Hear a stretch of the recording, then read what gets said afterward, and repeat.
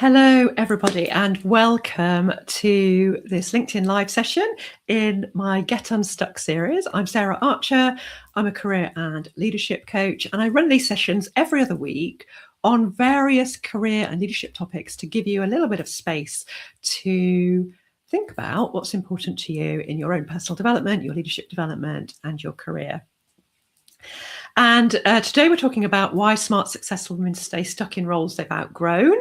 And we're going to dive into that topic. So if you are here with me live, please do say hello. Let me know where you are watching from. I'm in London, where it's very hot. We're having kind of mini heat wave at the moment. And so I've got all the blinds closed and everything, trying to keep the heat out. Which is crazy because I love the sun. But when you're working, it's not great. So hoping you're in a lovely air-conditioned office somewhere. So the other thing I want to just flag to you is I have a podcast called Unstuck and Unstoppable, where you can catch the same topics if you can't make the live session. And I will put a link in the comments to that particular podcast platform. I think the heat's affecting my brain. I can't speak. Anyway, let's dive into today's topic, because one of the hardest career experiences is that sense of looking successful externally, but inside feeling that sense of disconnect. And, people saying to you, your career's amazing, looks great. But inside you're just thinking, can I do this for another 10 years? I'm just going to say, hello, Jennifer. Lovely to see you here. Laura, hello. Okay, lots of people from Halifax, Nova Scotia, where I'm guessing you're not having a heat wave. Yeah, cold and rainy there today. Great to have you on the call.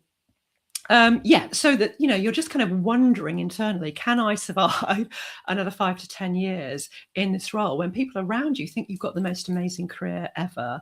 And I certainly had this when I worked as an HR director in my very last role. I just couldn't see myself doing this role again somewhere else. And I was just kind of thinking, what is going on with me? Why am I not loving the fact that I'm now in this strategic role?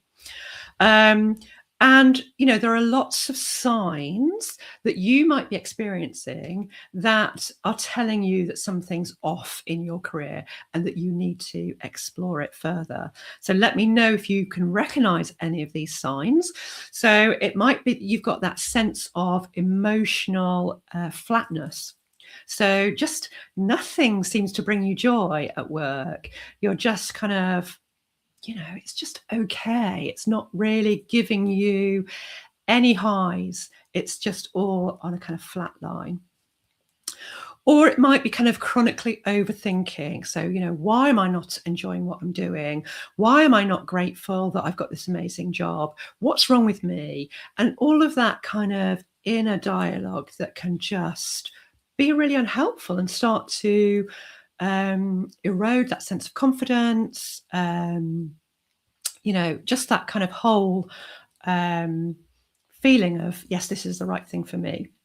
You might be fantasizing about escaping what you're doing at the moment. Certainly when I was in that HR director role, I was doing a ceramics course because I love crafting. And in my head, I had this fantasy I was going to move to the southwest of England, set up a pottery studio and just live a completely different life. Now, obviously that never happened, but I was finding myself just fantasizing about escaping my existing role. You can also experience a loss of confidence around areas that you are normally very competent in, and that can be worrying you and feed into that kind of overthinking. And I'm just going to check. Jennifer's just saying, if every vacation turns into dread before Monday, it may not be exhaustion, it may be incompatibility. Absolutely. That dread on a Monday after just a weekend doesn't have to be a holiday. It can just be that weekend. You get that Sunday night dread. Can definitely be a sign that something is not right for you. You might even be feeling underutilized. You might be feeling, I've got so much more to give in, but like this role, it's just not stretching me. I'm just not getting that sense of challenge from the role. You might even feel resentful to the organization, or you might feeling that you're heading towards burnout, that you're exhausted, you're bored, ignored even, and that's contributing to this feeling of emotional exhaustion, emotional flatness. And a big one can also be that sort of success no longer feeling meaningful, just like, yeah, I've got the job title, but actually, is this all there is for me? And the exhaustion piece, if you watched one of my lives a couple of weeks ago, it was about the 7 different types of rest that we need.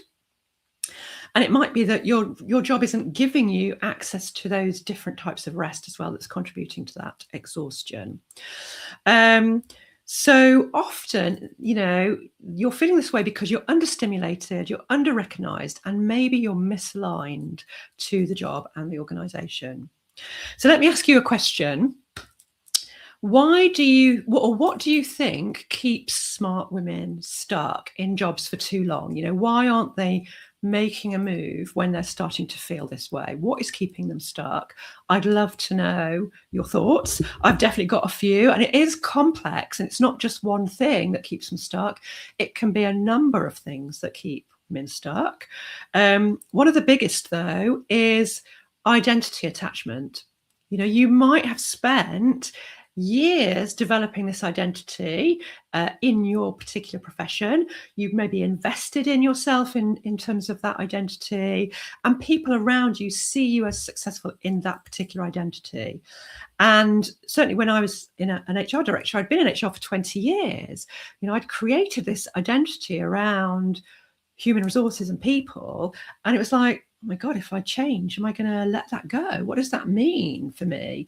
And it can be quite scary to think about a change in identity, which, of course, this doesn't mean that you're going to change your identity completely, but it's definitely part of why people get stuck, is because they see themselves with that particular identity. It might be about responsibility, a feeling of responsibility to your team, a feeling of responsibility to the organization, that you think, I can't leave them at the moment. We're going through a restructure, or we're taking a downturn. I've got to be here to support people. That sense of responsibility can be really powerful. Yeah, and Jennifer's just said that, not because they're weak, because they're feeling responsible. It can also be that fear of regret. If I leave and I've made the wrong decision, am I going to regret it? Particularly if your job is giving you a lot of the kind of practical things around status, pay, benefits, security, flexibility even. It can be really tempting to think, well, I just got to stay because I'm going to regret it. It might be financial pressure. Maybe you are the sole earner in your family or in your setup, so that kind of financial pressure can feel quite challenging. If a move might mean a pay change as well. Perfectionism can play a big part of it, feeling I've got to have everything perfect before I go. So either I've got to leave it in a perfect way, or I've got to perfectly know what I'm going to. Can be another reason why people don't move, or waiting for certainty. I've got to definitely know what I'm going to is going to work before I make a change. Or loyalty can be another reason. Feeling loyalty to the organization, loyalty to a manager or a director can also keep people stuck, and organizations can play on that. It could be that confidence erosion. If you know that staying in this job for too long has eroded your confidence, that can then mean you're not feeling confident about making a kind of move to another organization, another type of role, or a complete change to something different. Fear of disappointing others, that can be a big one. Even that might even go back to, parents. They invested in me to become a lawyer. They made sacrifices. If I give that up now, I'm going to be disappointing them. That can be really strong motivator to stay. Or that sense of I should be grateful. I should be grateful I've got a job. I should be grateful I'm working at this kind of level. I should be grateful that the organization, want me to stay. But we've got to listen to what's going on for us inside, because it's the overthinking, the sense of responsibility, and the self-doubt that keep women stuck in roles that they've outgrown, that are no longer serving them. And often it's that sense of they've got to have the perfect answer. They think that any change is going to be a total reinvention. and they feel like they've got to have certainty before they move. And we need to reframe that, because clarity can come through action. So even just taking a small action to think about, okay, let me start with the values piece. Let me look at my values and see if there's an alignment or a misalignment with my values, can help with clarity. But it's not about sending a resignation letter in and doing all that work. It's about just taking some small actions. And also recognizing that any kind of change in your career doesn't have to mean completely burning everything down and starting all over again. And I often say to clients, there are 3 levels of change that we can think about. So a shift, a pivot, and a leap. So the shift can be where you recognize, actually, I need to shift. And that might be shifting upwards you might be ready for that next level role. It might be shifting out to a different sector or a different organization. Or it might be a shift for you within, in terms of noticing the areas of my job that I love and enjoy and give me stimulation and meaning. I only do 5% of that in my current role. I need to shift into a role in my profession that gives me more of what I really enjoy. So that can be your shift. The pivot might be about moving to something that is aligned to what you do, but isn't exactly what you do. So, for example, I had a marketing and communications manager who changed to become an employee engagement manager. So utilizing a lot of the skills and experience from the Marcoms role, but working more closely with the recipients, with the clients, making more of an impact through the outcome of their work. And then we've got the leap, which is where you are completely changing your career to something else. And that could be, I had a communications director who became a speech and language therapist. So very different, but it's all degrees of change. And none of those clients that I worked with before had it all mapped out. They came unclear about what that change might be, but they knew there had to be some sort of change. And sometimes you do need someone to help you, but sometimes you can work that through by yourself. So what's one sign you might have outgrown your role? What's coming to you as I'm talking that is a sign that you have outgrown your role? And I'm going to give you a few things you can think about to help you with that initial clarity, to work out maybe a bit more about what's going on and what might need to change as a result for you. So the first thing you can do is just notice your energy patterns. So what is energizing you at work? What is giving you joy, giving you energy at work? And what is draining you? So if you know that the stakeholder engagement piece that you do is when you light up and you really have a great day, but maybe you're only doing it, a very small percentage of the time, then that's giving you information about where you need to potentially shift in some way. So you can just look at the energy patterns, and you can look at the balance between energy giving and energy draining activities and think about what could change. You could also do some reconnection with your values. So, for example, your values that you had when you started your career back in your 20s will maybe have shifted and be different to the values that you hold now.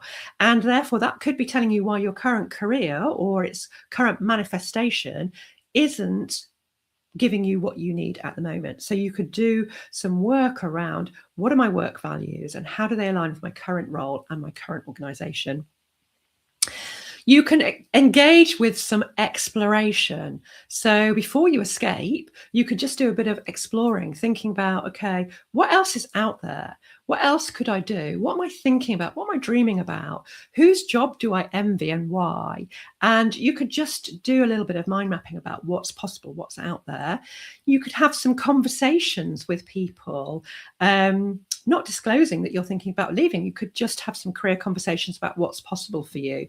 If you're feeling underutilized, maybe there is an opportunity for you to work on some different projects or some different areas in your current job that are going to re-engage you. You could also think about doing some visibility and some confidence work so that your confidence is not draining, seeping away. You're managing it if you know it's taking a bit of a hit because of your current situation. And you could also do some thinking about what kind of life stroke work you want right now and what's missing for you. So you're just kind of gathering some clues to help you work through, what do I need to do to help me move forward? and what kind of change might that involve? Because outgrowing your role doesn't mean that you've failed in any way whatsoever. It just means that you've simply changed and that you're ready now for something different. So I hope that that conversation that we've just had has resonated with you. I hope that you have got some ideas about what you could do if you feel you have outgrown your role. And remember, you don't have to do it on your own. If this is something you think you need some support with as from a coach, please get in touch for a free, completely no obligation clarity call with me, and we can just talk through what's going on for you now and what you need to do to move from feeling stuck into something that is going to be stimulating, engaging, and transformational for you for the rest of your career. And I will see you back here in 2 weeks' time. Thank you so much for Jennifer and Laura, who joined me live. Anybody else who joined me live but who wasn't making comments. And I will see you back here in 2 weeks' time.